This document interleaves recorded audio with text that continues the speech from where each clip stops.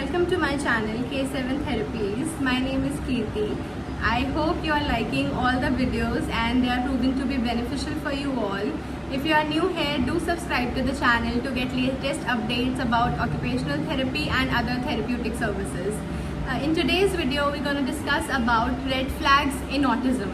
So very commonly I get a lot of questions from parents ki what is the correct age for therapy if a child has autism, what is the correct age, what is the correct time, and also बच्चा अगर छोटा है तो therapy लेना सही है या नहीं, या फिर they should wait for the child to grow up properly occupational therapy या speech therapy start करने के लिए.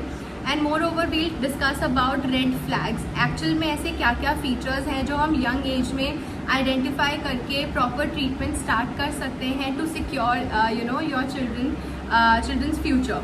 सो let's begin. So first of all the common red flag जो बहुत easily it is visible with children. Number one is poor eye contact. If a child has autistic red flags या कभी भी होता है परसिस्टेंटली, अगर लैक ऑफ आई कॉन्टैक्ट हो, आप बच्चे को बुला रहे हैं, the child is not responding to their name and the child is not giving you a good eye contact, then it is a sign, like the initial sign which can lead to autism in later stages. So we need to be very careful कि जब भी आप बच्चे को बुला रहे हैं, try to observe कि out of 10 how many times the child is responding. If you call your child's name, तो just try to figure out कि अगर आपने 10 बार बच्चे को बुलाया तो बच्चे ने कितनी बार टर्न करके आपकी तरफ देखा या आपकी तरफ स्माइल दिया. So this is one thing. Number two is जब भी आप बच्चे के साथ एक कॉन्वर्सेशन कैरी कर रहे हैं, कोई भी राइम्स सुना रहे हैं बच्चे को, या आप बच्चे को स्टोरी सुना रहे हैं, या जनरली कोई बात कर रहे हैं, just make sure if your child is giving you an like a good eye contact or not. Then number third is कि बच्चा socially smile कर रहा है या नहीं. For example, if you have any neighbors or relatives at your home, your friends, and बच्चा उनकी तरफ देखकर कोई smile नहीं करता है, tries to remain isolated, किसी के पास भी जाना पसंद नहीं करता है. But again, it is not every time कि ऐसे features will obviously lead to autism. That is completely not true. But हाँ, अगर ऐसे features persistent रहते हैं और आप ऐसे बहुत different situations में you are noticing all these features out, then yes, it is a sign that you should consult a professional जो autism का diagnosis या they can help you out with the treatment and everything. So first of all is poor eye contact. Then is poor social interaction. बच्चा किसी के पास जाना पसंद नहीं करता है, किसी के साथ बैठना पसंद नहीं करता है एक्सेप्ट पेरेंट्स. एंड कई बार ऐसा होता है कि द पेरेंट के साथ भी बच्चा नहीं बैठना चाहता है, and the child always wants to remain aloof या आइसोलेटेड रहना पसंद करता है. कोई भी घर पर आएगा तो बच्चा हमेशा अलग रहेगा या ज़्यादा रोएगा if a child is very young. So these are the few common things जो हमें वी शुड कंसिडर अगर बच्चा परसिस्टेंटली ये साइंस शो कर रहा है.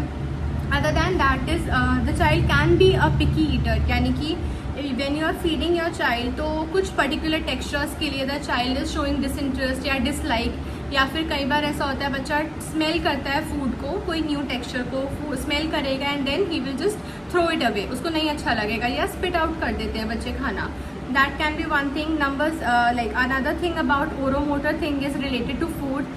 When you are feeding your child, the child is keeping food particles into either of the cheek, right या left cheek में वो रखते हैं काफ़ी देर के लिए. This can be another thing.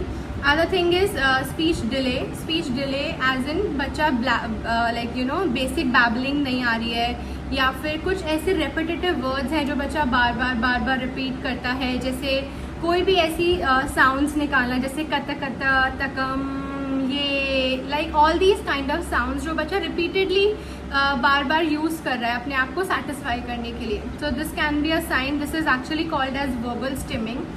Other than this is बच्चे को आपने जब अकेले बच्चा बैठा हुआ है तो बच्चा कॉन्टीन्यूसली मूविंग फैन को या लाइट को कॉन्टीन्यूसली देख रहा है, या अगर बच्चे के पास कोई कार है जिसके व्हील्स मूव करते हैं तो कॉन्टीन्यूसली बच्चा उसी को स्टेयर कर रहा है, तो continuous staring at some particular source of light और मूवमेंट, वो भी एक साइन हो सकता है. अदर दैन दैट एक बहुत ही कॉमन चीज़ है जो आजकल बच्चों के लिए देखी जाती है. पेरेंट्स थिंक कि बच्चे को सारी राइम्स, सारे पोएम्स, सारे कलर्स, अल्फ़ाबेट, नंबर्स, ABCD सब आता है. but actually में you need to realize कि whether the child has actually understood the concept और वो सिर्फ एक cramming है. If a child is watching any poem, any rhyme today on the phone or on laptop or anywhere, so बच्चा definite है कि जो सुनेगा वो सीख कर याद कर लेता है, and it is retained in the memory, and वो random occasions पे वो बाहर आता रहता है. And parents think कि बच्चे को तो सब कुछ आता है, like prior to their age. 2 साल के बच्चे को सारी poems आती हैं, colors आते हैं, सब आता है, but that is not actually true. You need to figure out कि if the child has actually understood that or not. So stop giving your like younger children screen time. उनका screen time को we need to restrict, and screen time को एक proper way में manage करना is very important, because what children are doing these days, you give them phone and they will just scroll up, they'll watch a lot of videos and वो बहुत जल्दी चीज़ें retain करके they keep it in their memory and randomly वो उनको बोलते रहते हैं, repetitions में आते रहते हैं, but it is not actually a functional or purposeful speech. तो we should be very careful कि बच्चा जब बात कर रहा है या आपको बुला रहा है तो वो किस वे में बुला रहा है. इज इट एक्चुअली फंक्शनल, क्या वो एक्चुअल में पर्पसफुल स्पीच है या सिर्फ बच्चा रैंडमली वर्ड्स बोल रहा है. So we need to be very careful about all of these things. So these are the few features जो आपको इंडिकेट कर सकते हैं towards autism. If you find any of these features जो बच्चे की एज अप्रोप्रिएट नहीं है, there is some kind of delay in attention span, sitting tolerance on all of these things, try to reach a good professional as soon as possible. And now coming on, there is no as such age for like correct age for therapy. As soon as you get to know that yes there is some kind of problem going on, अगर आप कुछ भी being parents आप कुछ भी ऐसा observe कर रहे हैं, at the earliest you need to reach an occupational therapist जो आपको guide कर सकते हैं. They will evaluate and assess your child कि कैसे इस चीज़ को आगे carry forward किया जा सकता है. So there is no correct age. जैसे ही आपको पता चले if a child is very young or very old, it is totally up to you. जितना जल्दी आप इस चीज़ को identify करेंगे उतना better result आता है therapy का, because the younger the child is the better results we can give, as the child is in a growing age till 5 years of age. तो बच्चे को बहुत easy होता है mold करना, train a child for different kind of things. So it is very important that you actually reach out a professional as soon as you realize that these kind of features are there. And like to just sum it up all, let's just quickly go through all the features again, just to keep it as a short thing which you can actually keep watching just to keep a check. So number 1 is poor eye contact, then is poor social interaction, बच्चा socially interact करना पसंद नहीं करता है. Then third is poor response to their name calling. जब भी आप बच्चे को बुला रहे हैं वो respond नहीं कर रहा है, वो बात नहीं कर रहा है, या वो turn करके आपकी तरफ नहीं देख रहा है. Other common thing can be ओरोमोटर का डिफ़िकल्टी, यानी कि feeding issues, and then can be speech delay, बच्चा बात ही नहीं करना पसंद करता है, या रैंडम बैबलिंग, रैंडम वर्ड्स के रेपिटेशंस हैं, पर्पसफुल फंक्शनल स्पीच नहीं है. Then another thing which I think I missed out earlier is बच्चा is not getting habitual of toilet and potty training. So that is also a major concern, because sometimes due to sensory issues the child is unable to urinate or pass stool. So potty training and toilet training becomes very difficult with these kids. Sometimes it is not like same for every child, but yes, this is also a common feature which is seen.